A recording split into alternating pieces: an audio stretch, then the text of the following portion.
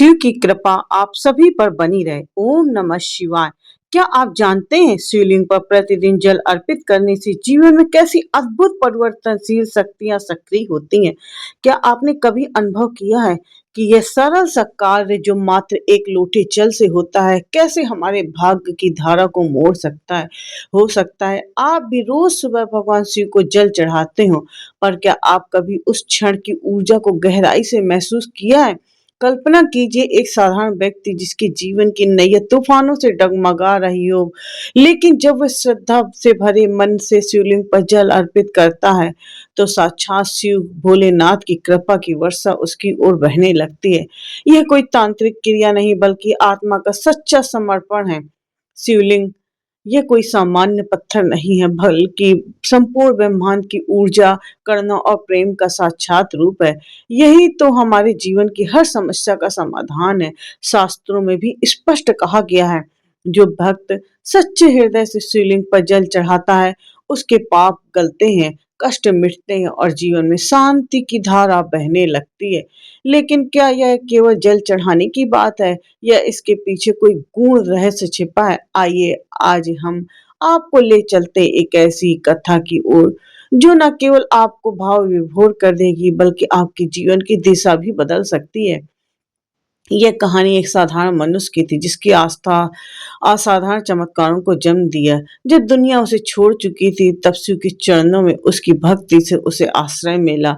यह केवल एक कहानी नहीं बल्कि आपके और मेरे जैसे हर उस इंसान की यात्रा की है जो सच्चे मन से भोलेनाथ को पुकारता है और अपनी परेशानियों को व्यस्त जीवन में चाहे कर भी नहीं भोलेनाथ को एक जल अर्पित करता है। महादेव। वीडियो को लाइक जरूर करें, अपनों के साथ शेयर करें, चैनल को सब्सक्राइब करके बेल आइकन जरूर दबाएं ताकि हर कथा आप तक समय पर पहुंचे।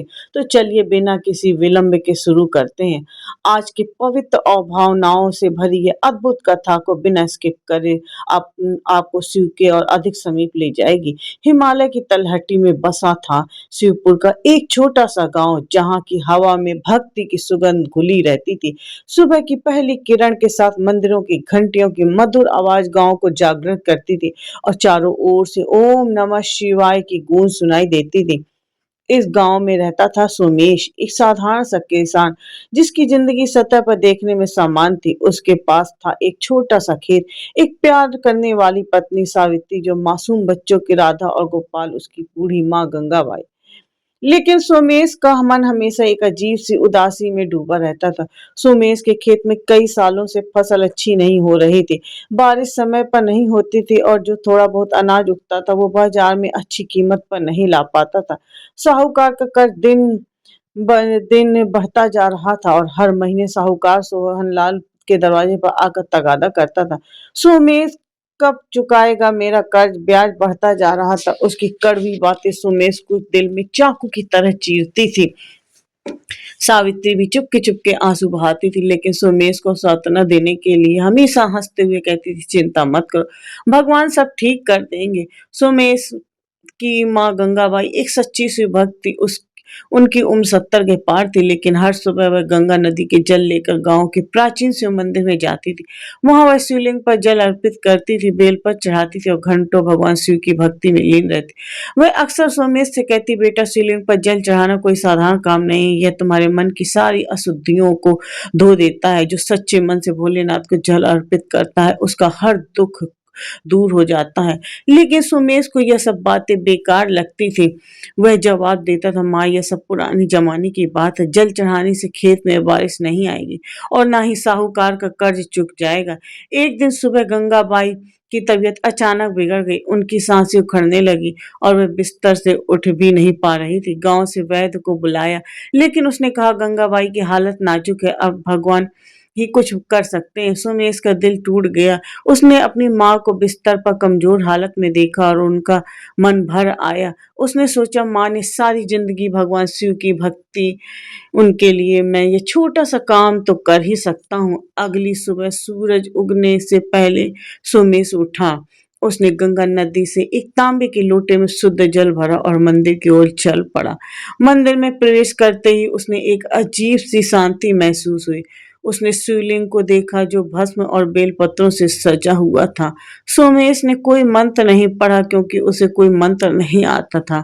उसने बस सच्चे दिल से जल अर्पित किया और मन ही मन प्रार्थना की, हे भोलेनाथ, माँ को बचा लो, मैं और कुछ नहीं मांगता।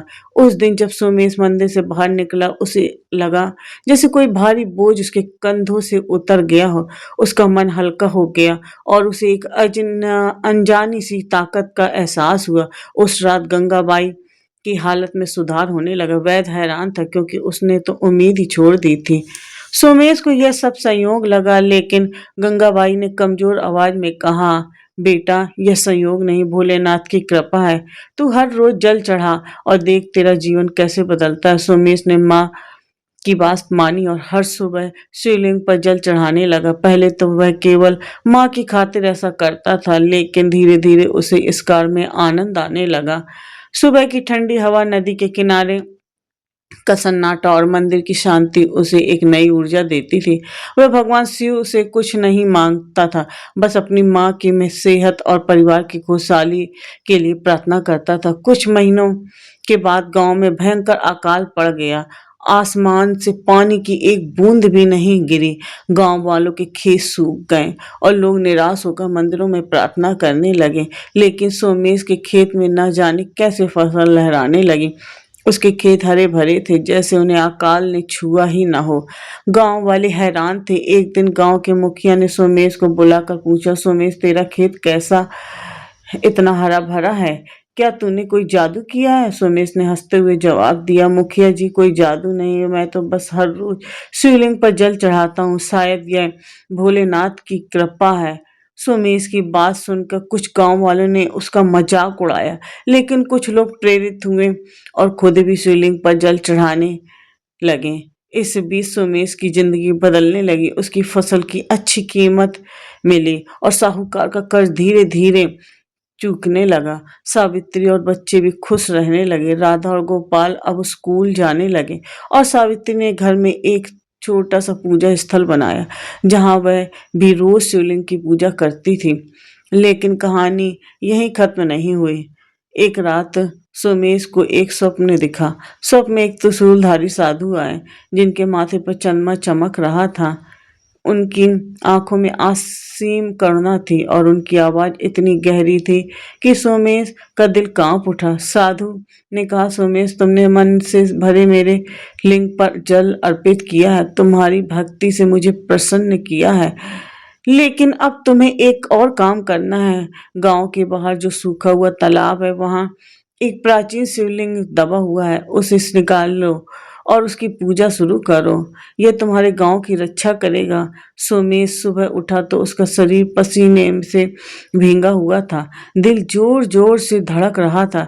उसने सावित्री को अपने स्वप्न की बात बताई। सावित्री ने कहा, सोमेश, यह कोई साधारण सपना नहीं है, यह स्वयं भोलेनाथ का आदेश है, हमें इसे मानना चाहिए। सोमेश ने गांव वालों को इकट्ठा किया और अपनी स्वप्न की बात बताई। कुछ लोग हंसे और बोले, सोमेश, तू पागल हो गया है, सूखे तालाब में शिवलिंग कहाँ से आएगा?